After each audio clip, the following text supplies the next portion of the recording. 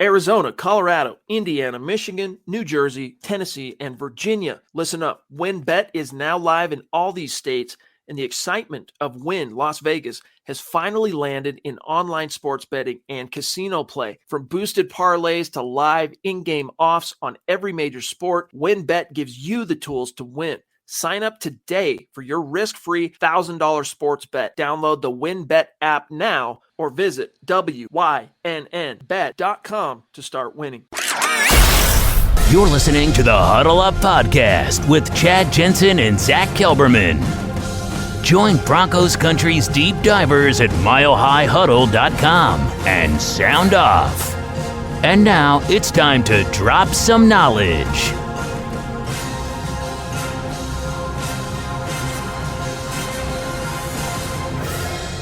Welcome in, everybody. It is the Huddle Up Podcast, presented as always by Mile High Huddle, empowered by Blue Wire Podcasts. I'm your host, Chad Jensen. With me, my fellow football priest, co-host, and the deputy editor of milehighhuddle.com, Zack Kelberman. Zack, today the Denver Broncos announced a flurry of hires. We've covered it all day long at the site at milehighhuddle.com. We got an OC hire, we got a QB's coach / pass game coordinator hire, and we've got an O-line hire, which officially signals Mike Munchak is no more in Denver. I know it might be the least sexy topic, but I want to start with that. How big of a deal is that to you, losing Munchie? See, that's where I think I'm in the minority, because I don't think he was this wizard like Broncos Country paints him out to be. He did a decent job with Garrett Bowles, but even Bowles largely regressed after getting his big contract. He never worked wonders, mostly at guard, especially with Reisner, who never fit his scheme. They are rotating right tackle, so I don't think it's going to be this devastating loss that some Broncos fans think. And the coach they got, Butch Barry, who is a Niners assistant, or now former Niners assistant, he just meshes better with Hackett's West Coast philosophies and what Hackett wants to do on offense. And maybe they'll unlock Dalton Reisner at the next level, get him up to a capable starter again, maybe Netani Muti or Graham Glasgow playing center, Cushenberry playing center. I think this could be an upgrade because Hackett is getting his own guys. If he didn't want Mike Munchak, he's not being saddled with Mike Munchak, and I don't think it's that much of a loss. It could be an upgrade. Listen up, Broncos Country. TickPick should be your first choice to buy football tickets because they save fans money by never charging any service fees ever. TickPick is the exclusive ticketing partner for the Huddle Up Podcast and the Blue Wire Network. Denver Broncos football is finally back, and there's no need to exhaust yourself searching all over the internet to find Broncos tickets anymore, because TickPick, that's TickPick, is the original no-fee ticket site and the only one you'll ever need as your go-to for all NFL tickets. TickPick got rid of all those awful service fees that the other ticket sites charge, which lets them guarantee the best prices on all of their NFL tickets. Don't believe it? If you can find better prices for the same seats on another ticket site, TickPick will give you 110% of the difference in the purchase price. That's right, guys. When we were searching for tickets for the MHH meet and greet for Week 3 at home, Broncos versus Jets, TickPick had us locked down. So visit tickpick.com/huddle today and use the promo code HUDDLE to save $10 on your first order of Broncos tickets. He wants that wide zone, and he went to the source, and I don't mean by any stretch Alex Gibbs, but the Shanahan tree, right, to grab this fellow we're going to talk about here, Butch Barry. But here's the press release, all right, and we have it officially, Zach, settled how to pronounce this cat's name. The new offensive coordinator of your Denver Broncos goes by the name of Justin Outten. Like, ow, that hurt. Justin Outten, 16-year coaching vet. Clint Kubiak. Well, we'll get to Barry. Clint Kubiak, who has now 8 NFL seasons under his belt as a coach, is the quarterback's coach / passing game coordinator. And then we've got this fella, Barry. Now, I think most Bronco fans, even if they lost sight, Zach, of Clint Kubiak when he took his little sojourn to Minnesota with Pops, or at least have a base familiarity with Clint Kubiak. But let's talk about Barry for just a second. We'll get to Outten, but he's coached O-line for 13 years, 20 total seasons of coaching experience. And here's where it's key. All right, here's why he's interesting. First of all, he served as an assistant O-line coach for the Niners this past season, which was preceded by Green Bay. So you got the Shanahan-LaFleur thing going on, and Tampa Bay back in 2015 through 18. And then, of course, he coached Trent Williams this past season to a 9th Pro Bowl nod. Trent Williams will end up in the Hall of Fame. But I know, Zach, from what I've been told by little birdies, that Chris Cooper, the previous assistant O-line coach, interviewed for the full-time position, didn't get it. And he might not be as I don't know. I would say he's as experienced as Barry is in the wide zone, because he actually executed it as a former right guard in the Mike Shanahan scheme. But I like each one of these hires. I have my misgivings about letting Munchak go, although I don't think it's the end of the world.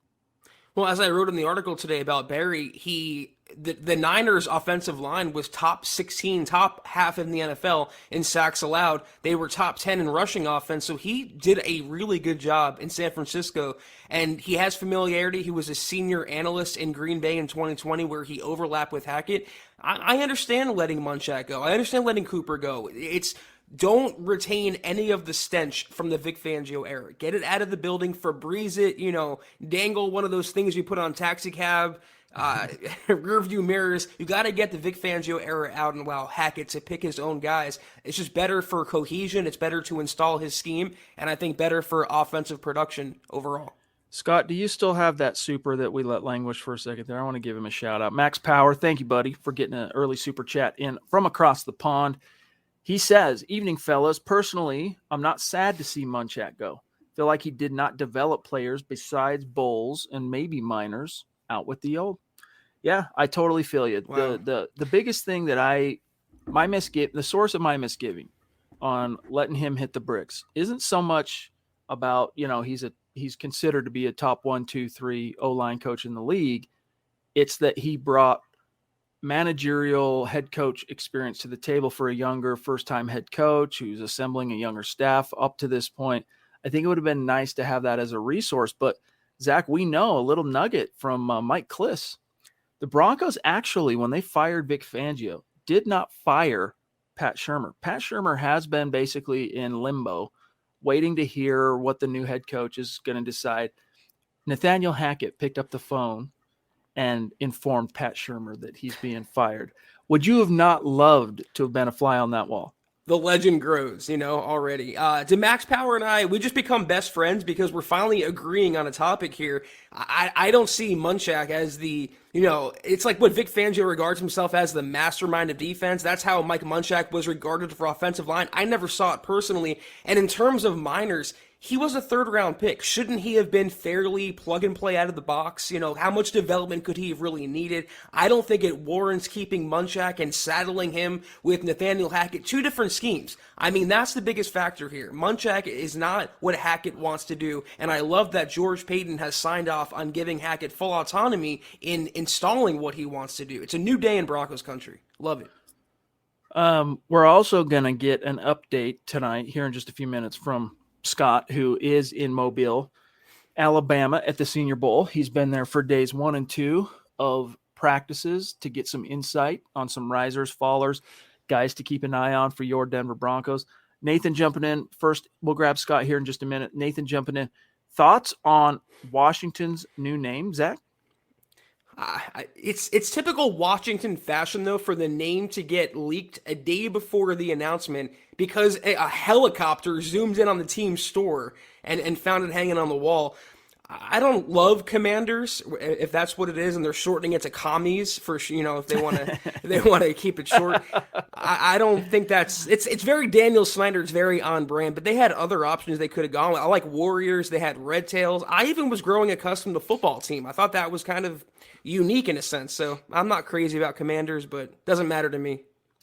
I don't know. I think it's kind of cool, to be honest with you, in terms of, they represent our nation's capital, and that's where politicians and leaders that are elected command, this, that, and the other. I don't know. I can see it. You talk about Washington, George Washington, for which the city is named, of course, the great commander all time for these United States. I kind of like it. I don't know how well. It almost sounds like a USFL team, though, Zach. And they look like, when you see the jerseys, I mean, they ripped off the Terrapins jersey. The alternate uniform is straight out of the XFL, USFL. Again, very on brand for Daniel Snyder, but I'm not a fan, and I wouldn't be a fan if I was a fan of that team. Yeah, I'm just seeing the pictures now of the new logos, the new jersey look. I mean, we'll see. We'll see. It's just kind of good to have. To me, it's kind of fun to have a new name to kind of talk about, even though it's the same old football team. Mike Reno, appreciate you, big dog. He says, welcome back, Chad and Zach. Excited to hear your opinions on these hires. I think the Outen hire is a home run. It wasn't, from what we've heard, it wasn't Hackett's first choice. Stanovich, who was the O-line coach in Green Bay, who they blocked Hackett from talking to because that's who they wanted to promote to OC to replace him, because the quarterback's coach, Luke Getsy, got the Chicago Bears OC job. That it sounds like Zach Stanovich was his first choice, but that's not how he's going to bill it. The next time Nathaniel Hackett goes on record about hiring Justin Outen, I'm sure we're going to be told that this was the guy I wanted all along. This is one of my proteges on staff in Green Bay. We share a brain. And I'm sure a lot of that is true. I'm sure a lot of it is. I don't think it matters too much, again, because Hackett's calling his own plays, but what does it say about Outen that they went and picked up a former OC in Clint Kubiak and brought him aboard as the quarterback's coach and passing game consultant? I like the Outen hire. I really do. What does it mean, though, for Wade Harmon, who he crossed paths with in Atlanta? They both worked together. He was a tight ends coach, Outen was, with Green Bay, and now he's going to be the offensive coordinator. So is he going to pull double duty, or is he going to keep Harmon around? These are all questions that Hackett has to answer, but so far I love the way the staff is taking shape. Appreciate you, Joshua. Appreciate you, Clayton. Also, he wants to know what would we grade the hirings. One of our great supporters on Facebook. I'll give the assistants up to this point. Because it's an A+, Nathaniel Hackett. No getting around it. So far, with what we know about the guys, I'm not like gaga going crazy over it, the hires, but I think they all spring off the right coaching trees and what we know about these coaches relative to their background and all that stuff. I would give it like a solid B, just because, it's a position. These are position coaches that are being promoted, with the exception of Clint Kubiak, to, bigger stations, bigger positions. And until they get that coordinator stop, it's a little bit harder to fully tell you, is this a great hire or not? But on the surface, all of the factors to me, Zach, add up. Doesn't wow me, but it does give me confidence that, you can start kind of seeing the picture take shape of how Nathaniel Hackett envisions this offense. Yeah, I think first and foremost, the only hire that really matters is Nathaniel Hackett's, and the Broncos, they smash that one. They get an A+ for that. That's what's most important. I would say B to B+.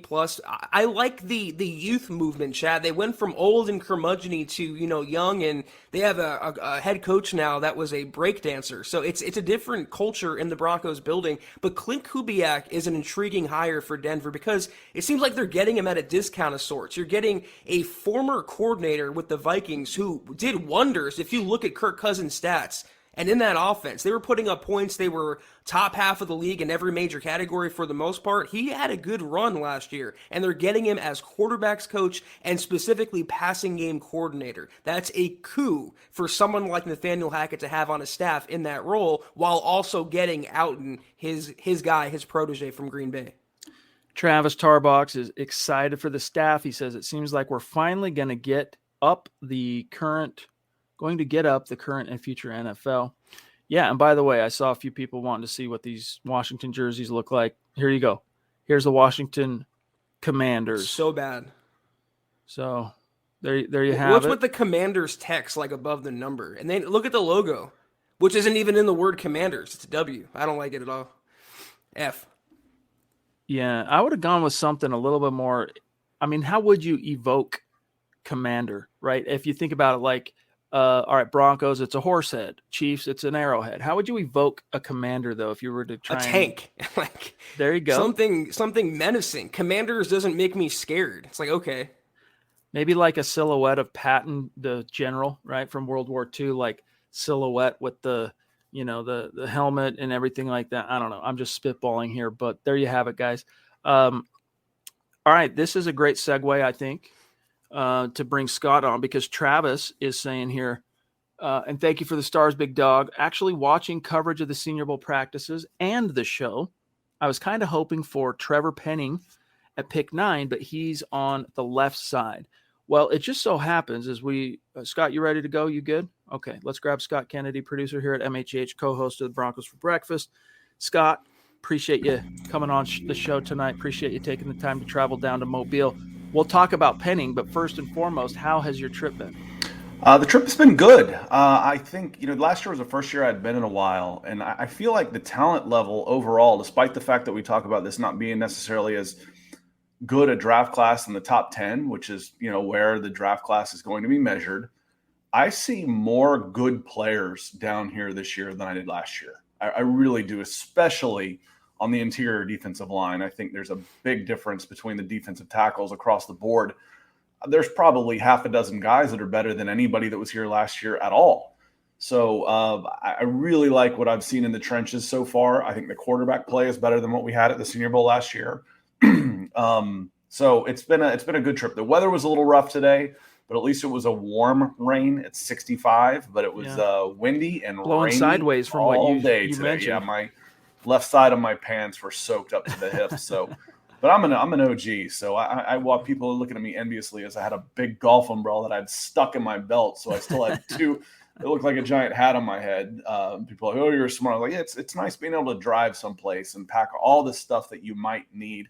And as far as what they do in Washington, and if you want to reflect, what the politicians do, I think the Washington Pirates would have been a much better, or Raiders, but that was already taken. Ravagers, thieves is probably a little too negative a connotation. So, scumbags, I don't know. We're going off the rails. I was going to say but Washington empty shelves, Washington high gas prices, Washington food shortages. Washington I swamp prefer things. an empty shelf as opposed to the crooks in Washington. I think the guy that wrote Moneyball also wrote a book like Throw Them All Out. Just dove into all the corruption in Washington. It's just toss them all out. We have Speaking a clip of here Travis, of Penning, right? Yeah, Travis and Trevor Penning. So Trevor is a almost 6'7", 310-pound left tackle. You see him here with the purple helmet on, the Northern Iowa, and he was a teammate, I believe, of one of my favorites. In Spencer Brown. So having these two guys on here, and this is Tyreek Smith that he's going against on here. And what you do is you like to see the size, you like to see the footwork, you like to see a little intensity, maybe a little tiny bit of nasty streak. Tell me if you can spot it in here. I like how low he gets. Oh, snap. Out of the end zone. I'm gonna throw you into the goalpost. And take that one with Bolzian. That's Garrett Bolzian right there. So he's look at that guy right now. Do you see what he did next to him? That coach, he's like, did you guys see that? The little face on there. So Trevor, and I think when Travis is saying that he's on the left side, I think you draft, if you're looking for a right tackle, you're just drafting a tackle.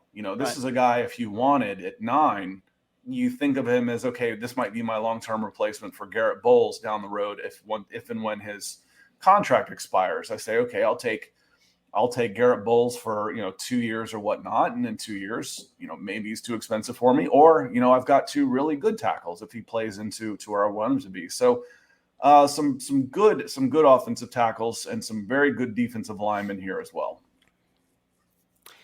Scott, I'm tired of talking about offensive linemen for one podcast. Ain't nobody got time for that. Let's talk about quarterbacks. You saw Malik Willis up close. You've seen some of the other quarterbacks up close. Everyone in Broncos country, they want a quarterback. Whether you're a Teddy Bridgewater fan, Drew Lock fan, however you sit on that aisle, what have you seen with your own eyes from the quarterbacks in Mobile so far? What I've seen is you do not take a quarterback at 9. That's what I've seen. If you take it at 9, you have absolutely zero guarantee that you're not in the same situation now as you are in 3 years, and you just missed out on a really good player. So, there's always risks, but when you're talking about top 10, you really want to see those plus abilities. What is plus about this person? With a corner, you're talking about Pat Surtain, and a 6-foot+ corner who's really strong and physical. That's plus. You take Jamar Chase or Kyle Pitts, those guys like that. Micah Parsons. those guys all have plus physical attributes that just stand out. These guys are all nice quarterbacks. They might develop into somebody. They're all okay. Malik Willis has the best arm talent here, but it's still erratic as heck. It's erratic. So, and there's too much of, right now I think Sam Howell might be my favorite quarterback of the bunch, but there's still too much one read, tuck and go. And I don't trust anything else after that out of these guys. And that's going to be a problem for at least a year. Now, you don't want Malik Willis starting for you next year. You don't want Sam Howell starting for you next year. But if you take one of these guys at 9, I wouldn't advocate that at all. If you've got, a couple of second-round picks and you want to try and get a guy in the second maybe that falls down, maybe Desmond Ridder falls down to you in the second. I like Desmond Ridder a lot out of Cincinnati. I don't like him at 9. Yeah. I don't want any of these guys in the top 10.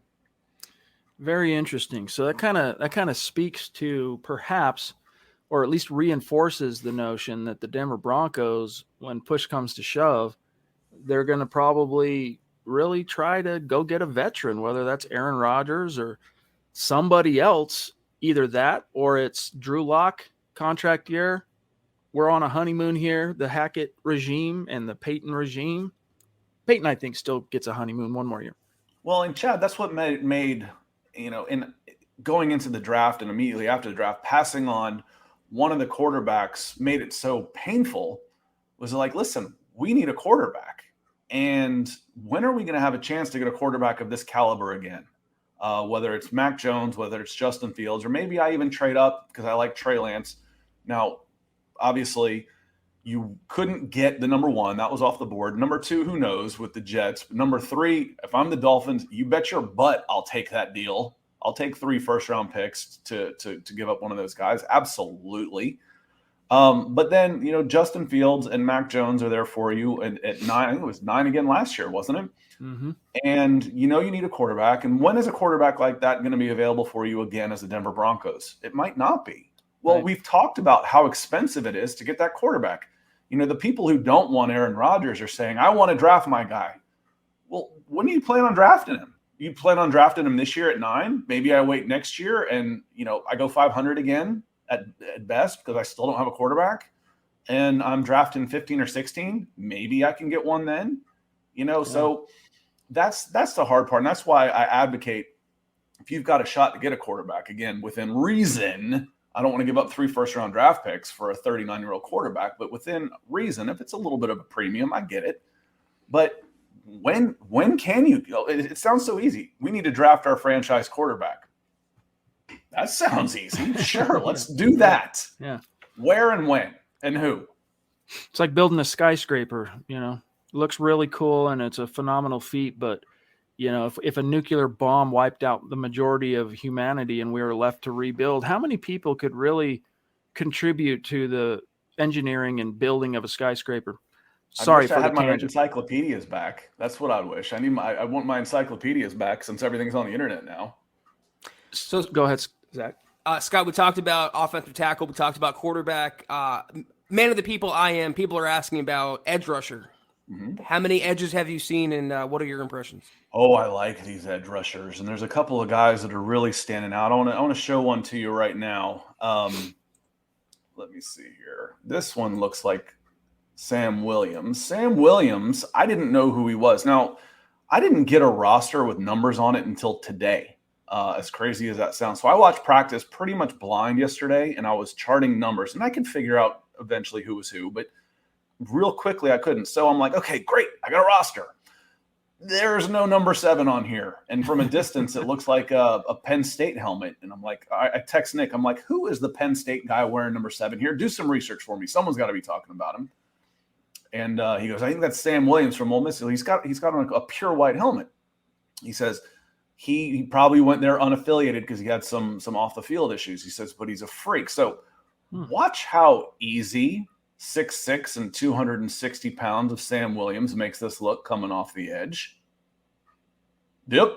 Yeah, there's your Vaughn head. That's a Vaughn. Taller than Vaughn. Yep. Okay. Booyah. Well, you got some agility. I get that. Oh, guess what? He's got hands too. How about a nice swim move with a punch in the gut? Well, okay, you're on the left side. What if we flip you over to the other side? Yeah, I can go get in your grill too. I'm excited about Sam Williams. that dude's interesting. I'm real excited about Sam Williams. And then another one, Jermaine Johnson is a big guy. He didn't weigh and measure, but he looks in the 265, 270 range easy. Someone could probably look him up real quick and tell me, hey, Scott, he's 280. But he's coming off the edge here as well. Transferred from Georgia because he wasn't playing enough, and goes down to Florida State. These are the kind of guys Georgia's giving up because they're not getting time. Move And, out the way. I say, there's a phrase that says like film doesn't lie, but sometimes it can be a little tough to tell how big guys are. Mm-hmm. Sam Williams back there, I'm like, this guy looks like a safety until he walks back to the huddle, and he's 2 inches taller than all the other defensive linemen. You're like, good God. So, watch Jermaine as he goes back through the crowd, how big he is. And moving like that. That's a little dude. Very interesting. Off the opposite side. Yeah, and just you talk about the hands. Yeah. About how being able, that was just agility, and I kept your hands off me. Here he's coming off the edge on his right edge on a play. And shucking down. They're not supposed to go down, so a lot of times they'll just touch. But I just want you to see, let's get rid of the tight end here. And let me crash down, and you think you can run this play by me before I can get there? No, you can't. Yeah. So Jermaine Johnson, Sam Williams, those are a couple guys that are playing their way into contention for possibly, from what I've seen from those guys, and if you're talking David Ojabo at 9, the Michigan edge, these guys have my attention. If David Ojabo is good enough to go number 9, these guys have my attention. You're traveling home tomorrow. Do you think you'll be home in time for the live stream? I don't think I will, unless there's thunderstorms tomorrow. Now, I can deal with rain, but if there's lightning tomorrow and they start moving practices around and that type of stuff, I might get out of here. I've got enough video. There's a phrase I use for people I've managed, say, listen, don't collect so much content that you don't produce any of it. Right. I've got 600 video files that I have to log and turn into, and that's just, yesterday and today. So it'd be another 300 tomorrow. And tomorrow I'd like to try and focus on the wide receivers, defensive backs with the quarterbacks, but we'll see if I can, because I got a good solid look at the trenches today. I feel good about it. Well, we'll look forward to hopefully being able to talk to you again tomorrow. And then if we're not able to, we'll look forward to the videos that are some of which will be going up on our YouTube channel, but all of which I'm sure will be going up on Scott's YouTube channel. So make sure you go sub to Scott's YouTube channel, and appreciate everything you do, my friend. Safe travels back. We'll talk to you soon.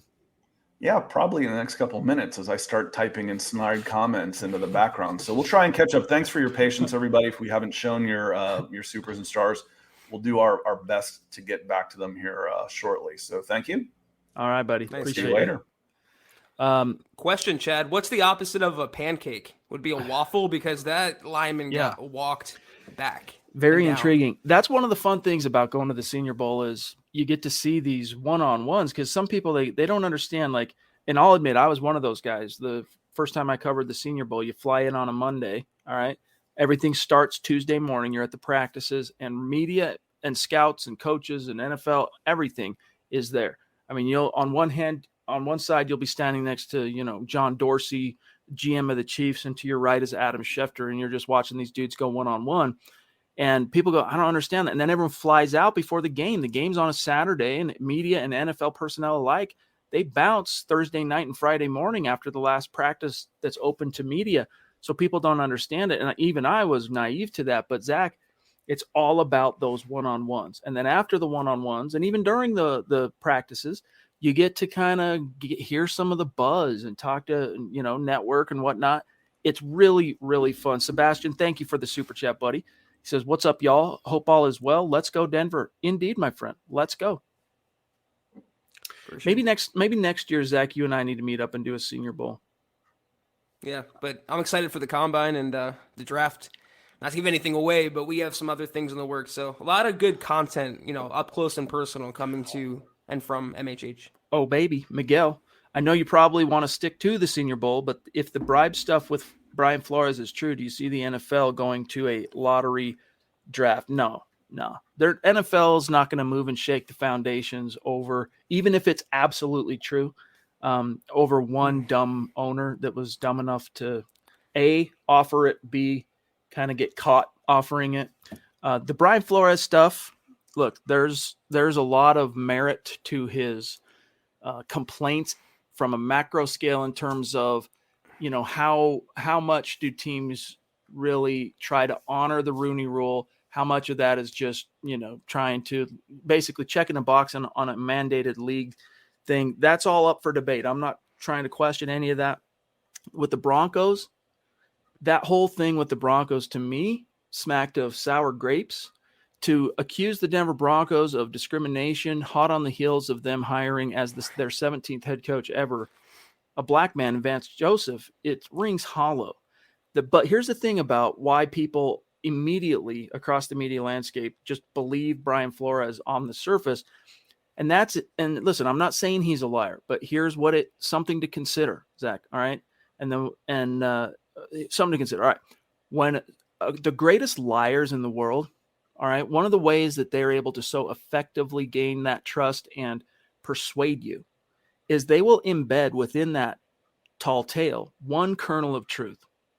And that kernel of truth will resonate, thus making you believe the whole thing. What's that kernel of truth in the Bronco allegations? John Elway's a known drinker. This is out there. We know this, right? So for him to embed within his complaint that they showed up late and disheveled as if they were hungover from a night of drinking, it's not hard for people to immediately jump to that conclusion and go, well, that adds up. We're talking about John Elway here, so everything else must be true. Just keep that in mind. This will play out in court. There will be a discovery process. The Broncos statement, Zach, says they have all kinds of evidence and stuff, the notes and this and that to prove that he was a legitimate candidate. So we'll see how that plays out. I have a lot to say about this. I will say the Rooney Rule is a sham, and it was always a masquerading type of, like you said, a checkbox item. But I think Brian Flores, you mentioned sour grapes. I think that comes in play with not getting the Giants job. I think he really wanted that. They went with Brian Daboll, which is not surprising considering who they hired as GM. And, you mentioned Elway's his dalliances with drinking and substances and this and that. He wasn't if that's even true, I'm sure he wasn't the first candidate, who saw Elway and Joe Ellis in that manner. And even if they were in that manner, to me, that's not racial discrimination, being hungover for a meeting. I think the only thing worth investigating for the most part, and what they are investigating, the NFL says, is the Stephen Ross pay to lose bounty. That's ridiculous. It's very on brand for Stephen Ross as well. If that's even true, it's going to be, like you said, a lot of court battles, a lot of legalities at play, and Brian Flores could have coached his last game in the NFL as a result. BNS, a legendary figure in our listening community, our conversational community. It's great to see you. He says, good on you, fellas. Just want to say it has been a long time since I have felt so secure with the leadership at GM. Drafting, hiring, free agent acquisitions, you name it, I'm loving it. Yeah, I mean, I agree. George Payton, man, he's on point, this cat. And if you've taken the time to watch the Behind the Broncos or whatever that series is called, where they showcase the, what they want you to see in terms of how they came to the decision on Nathaniel Hackett, you kind of get to see him as that front office general. On one hand, commanding, this is what we're doing. On the other hand, obviously, Zach being very open to input from the people he has at trusted positions. And again, to me, that's the mark of a great leader. You lean on the people that you surround yourself with as staff because you trust that you hired them for their expertise. And so use that expertise, use it as a tool and as a leg up, so to speak. But yeah, George Payton inspires a lot of confidence. What's another mark of a good leader? Being bold, being aggressive, taking chances. No guts, no glory. And this year already, this offseason, Hackett's come in and gotten rid of, you said it yourself at the beginning, got rid of Pat Shurmur, officially ended his reign as Broncos OC. He got rid of Mike Munchak, a legendary line coach, in favor of his own people. And that's a gamble, but it's a gamble worth taking if you believe in yourself and the coaches around you and the players around you. The Broncos absolutely got it right with Nathaniel Hackett. I could not be happier. We got 727 Mil in the house, a great superstar in our community. He says, is Watson choice number 2? I'm sure talking Deshaun Watson as, go get a veteran. Is he number 2 behind Aaron Rodgers, Zach? No, not until those legal situations are taken care of. I think number 2 behind A-Rod is Russell Wilson, who may not even leave Seattle. But if the situations were resolved, even there's always the threat or there's always the worry that you're giving up a bounty and taking on that contract for a player with so much baggage. And I don't know that 22 separate allegations could all be false, put it that way. So that's going to be a hurdle for Deshaun to get out of Houston scot-free. Very, very true. Okay, let me see what else we got here. I see a couple of comments about us wanting us to comment on the Broncos being sold, officially announced yesterday, right before all the Brian Flores drama came out. Yes, indeed. Broncos are being sold. We got a Joe Ellis statement, and then we got a Bolin family statement via press release. It's happening. Robert F. Smith, apparently, Zach, from what his people are telling media, is not in the conversation to bid on the Broncos, but it sounds like sometime between now and the beginning of the 2022 football season, Broncos are going to be sold to the highest bidder. And did you see the cut that the Bolin kids are going to get from the sale? I think it's $500 million each or something like that. And Pat Bolin's brother is getting, I think, $600 or $700 million. So you don't have to cry for them. They'll all be okay. It's a new day in Broncos country, though. New ownership coming in, new head coach, a relatively new general manager, new quarterback. It's exciting, but it's also the closing of a legacy of the Pat Bolin era. So it's kind of bittersweet as well. Definitely. Doug Raquel, I like the coaches so far, and I agree with Zach. Long overdue. Feel you. Clayton, appreciate you. Could the Broncos see a uniform change with new owners? Could they? I guess it's possible. Hope not. But I tell you what,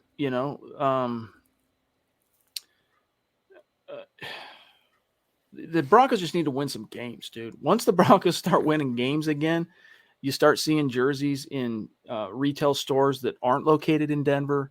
And those look, man, you walk. Good point. When Peyton was here, and even when Tebow was here, frankly, all right, you could be in Tuscaloosa, Alabama, and if you walked into a Fans in a mall, you're going to see Peyton jerseys hanging. You're going to see a Tebow jersey hanging. If it was 2011, you're going to see a Demaryius Thomas jersey, a Von Miller jersey. All right, because you're winning ball games, and those same principles, Zach, that apply to when the team does well, individuals get a lot of credit. You get Pro Bowls, you get accolades, and all that applies to that whole, selling jerseys and merch. This is a long-winded way of coming back to the logo thing. The logo thing to me is a team who feels like it's in desperate need of a makeover because things aren't going well for them. And honestly, I think the only exception to that was the Denver Broncos when they changed in 97. I mean, I guess they'd had a couple of bad years under Wade Phillips, and the way the Dan Reeves era ended, wasn't great. So maybe I just, contradicted myself here, but it was obviously good luck. All of the Broncos' biggest successes now as an organization have come with that helmet on. So I would be stunned if there were any plan to change the main logo. But if they did, Zach, I'd love to see this is just me. I'd love to see the Color Rush version of the D. So this D here on the powder blue, it's classic. I mean, it's ugly as heck, but I love it. It's a beautiful ugly in my opinion.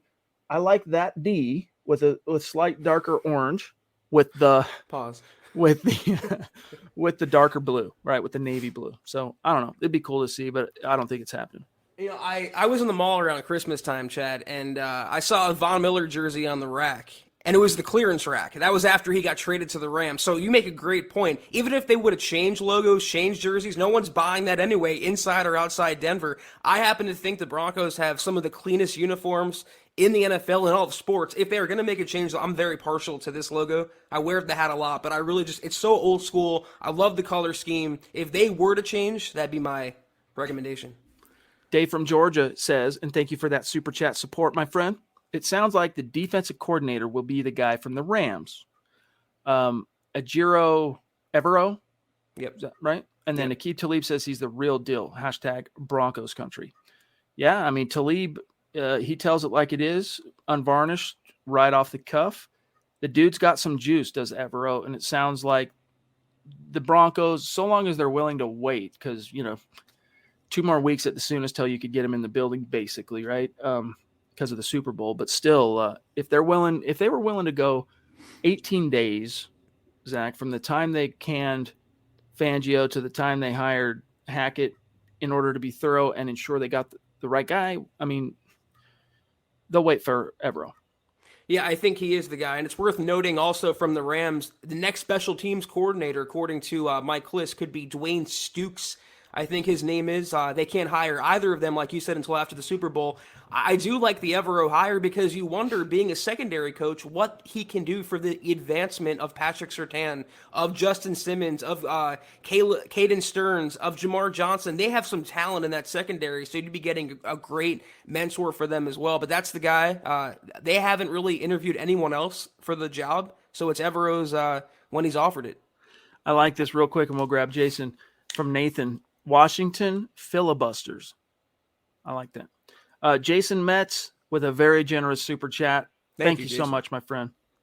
Hey guys, been a while. Life and work and such. Catch you guys both here on Facebook after the lives. Love the direction we are heading. Great to hear, dude. Hey, thank you for the support. Seriously, it helps keep the lights on here, and it means a lot to us. We hope you've been well, big dog. It's something I've been hearing constantly on Twitter in my replies, Chad, is how hopeful and energized Broncos country is about the Hackett hire. And it's like, it's so rewarding for the fan base. And I'm so happy for Broncos country, considering what they've been through, specifically in the Vic era, which was the dark period, and it never was amounting to much. And that followed the VJ period, going with the young guy, energetic guy, offensive guy, what they can do with maybe Aaron Rodgers and the talent they already have. I'm just happy for the fans, and it's a new day and a good day. Michael Ronquillo, I am excited that Clint Kubiak is back with the Denver Broncos.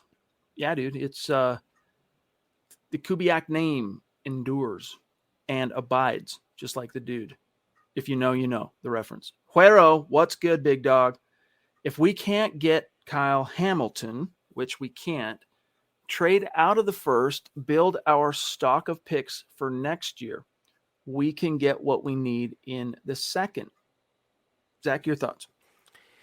Well, you might trade out of the first by virtue of a A-Rod trade. I don't know that I would trade out of the first entirely.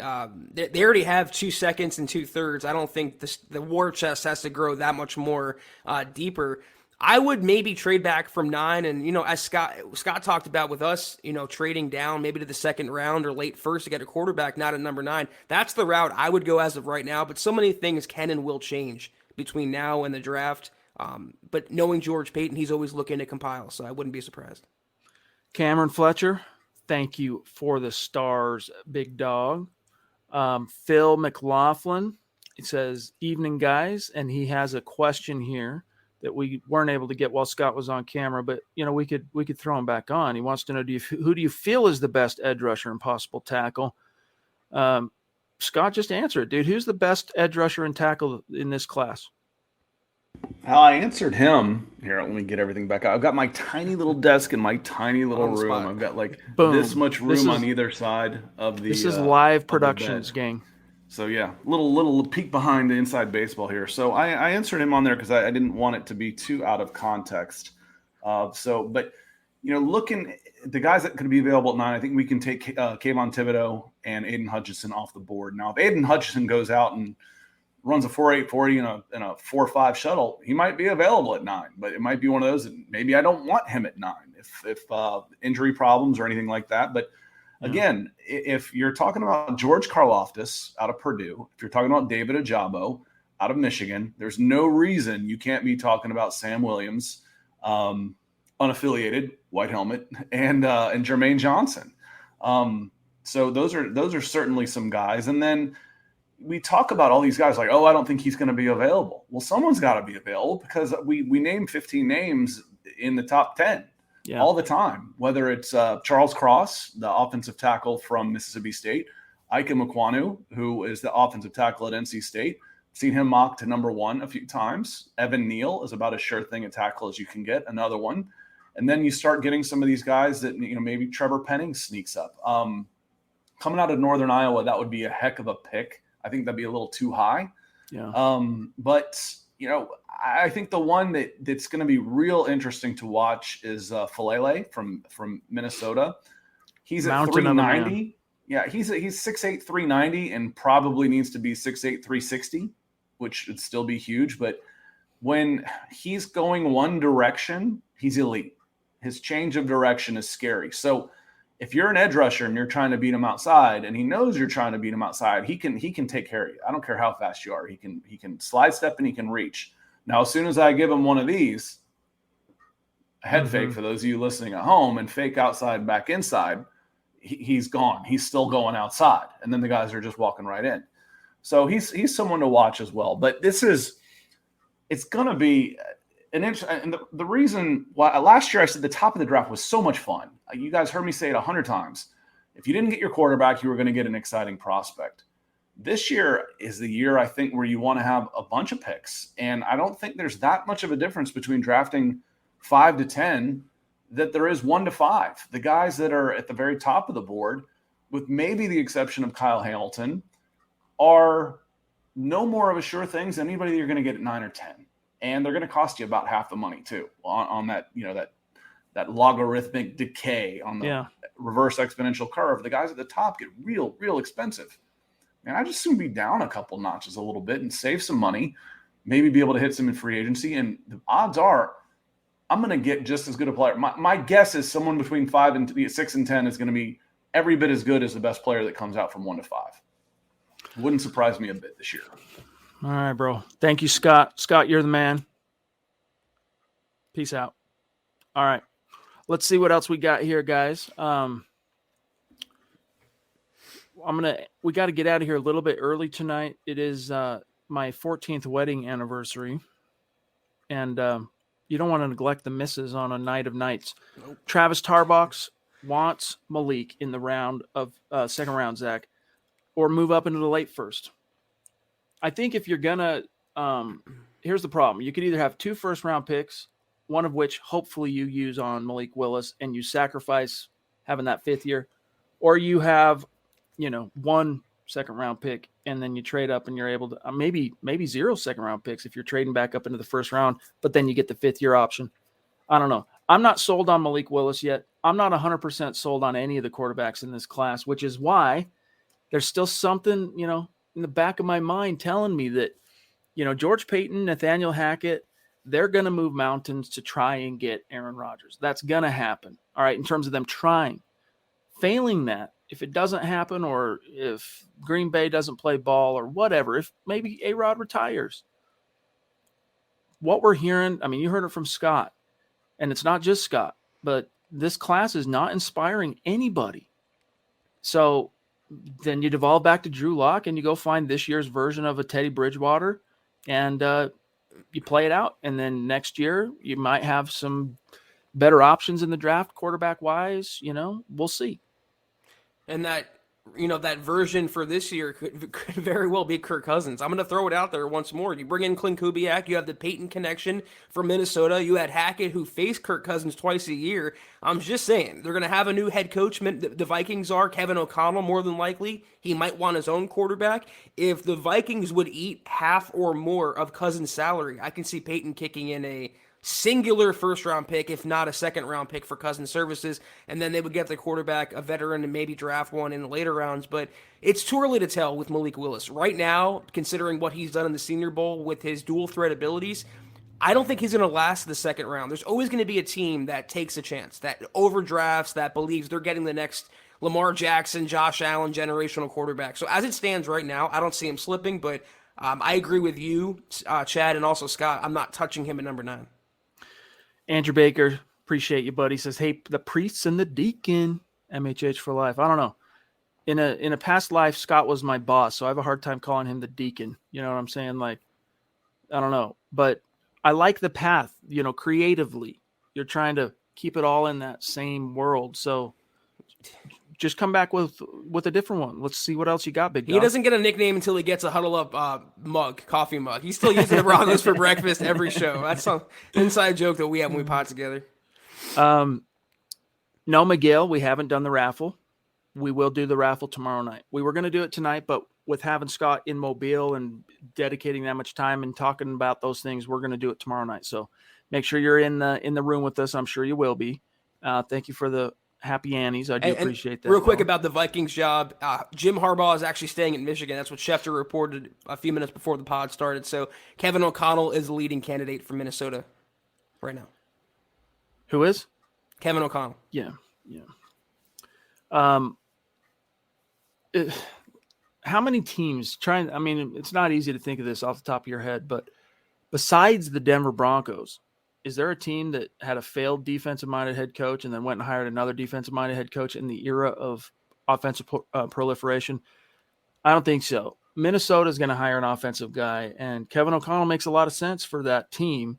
And I think, he's a guy that could probably get a lot still out of Kirk Cousins if the Vikings are of a mind to sit on him at least one more year.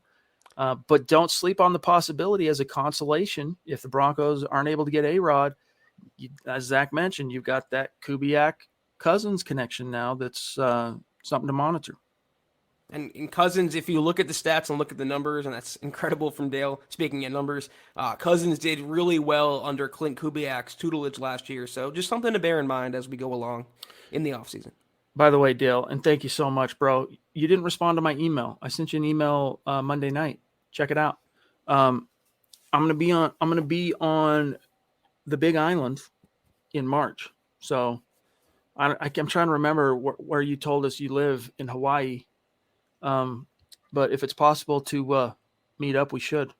Love you, buddy. He says, I'd give a little draft capital to go up a little to get Hamilton. Now, Hamilton, safety from Notre Dame? I think, yes. Otherwise, trade down like Zach mentioned the other day and get more picks. I like Caleb Ellaby personally out of the quarterbacks. Okay. Man, I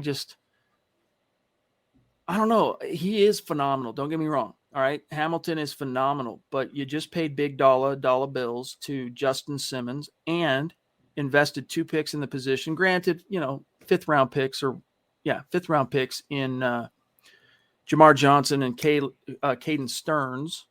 Kareem's probably walking out the door. Wouldn't surprise me if he follows Vic to Minnesota. You do need another guy there, but you just started developing. Caden Stearns showed a lot of promise last year, Zach. So I'm not saying no on Hamilton, but I don't think he'd be there. I don't know about moving up though. Is Vic going to Minnesota? Did I miss something? That's just rumors. I haven't heard. That's crazy. About Hamilton, I don't know. This is the year that you would do it, though. You have 2 second-round picks. You have 2 third-round picks. If you want to burn one of those and get your safety of the future, your cohort to Simmons, then go ahead and do it. But they have other fish to fry.